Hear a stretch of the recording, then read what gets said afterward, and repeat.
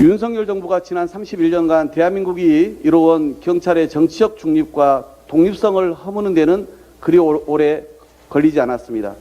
취임 후 지금까지 딱 한 달여 만의 일입니다.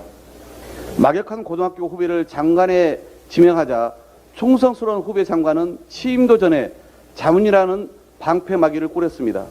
이미 다 정해진 결론을 위해 무려 4번이나 회의를 여는 요식 행위도 마다하지 않았습니다.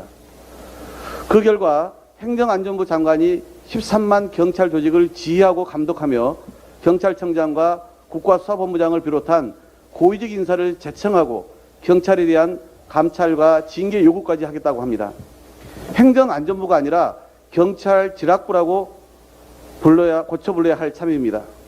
말로는 경찰의 민주적 관리 운영, 효율적 업무 수행 운운하지만 경찰을 완벽하게 통제하겠다는 것에 다름 아닙니다.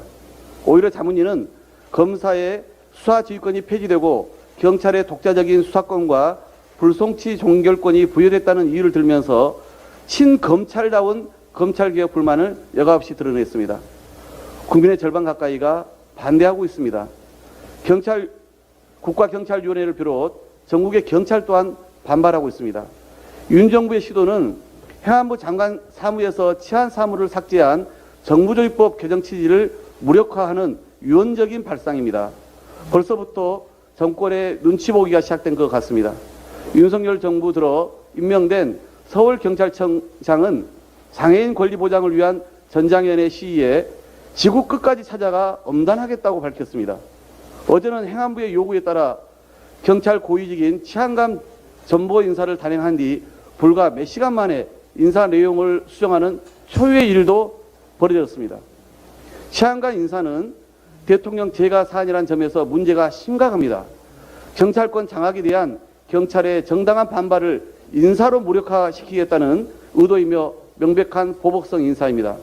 대통령실과 이상민 행안부 장관은 초유의 인사사태에 대해 누구 지시로 이루어졌는지 해명해야 합니다.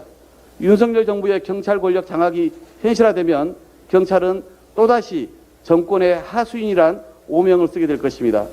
윤석열 대통령이 민중의 지팡이를 정권의 지팡이로 삼는다면 국민이 용납지 않을 것입니다. 행안부 장관에도 경고합니다. 국민통합과 민생을 챙겨야 할 윤석열 정부가 위법적 경찰 장악을 끝내 강행한다면 민주당은 비상한 조치를 취할 것임을 분명히 밝혀둡니다. 이상입니다.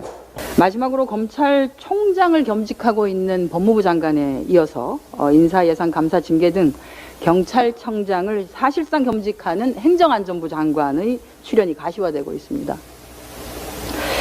경찰청장 장관급 격상 공약이 행정안전부 장관일 줄이야. 그 누가 알았겠습니까? 경찰의 민주적 통제가 아닌 장악이라는 무리수를 두고 있는 출범한 지 얼마 되지 않은 윤석열 정부에 고운을 드립니다. 니마 그 강을 건너지 마오. 화무 11홍이랍니다. 네, 이상입니다.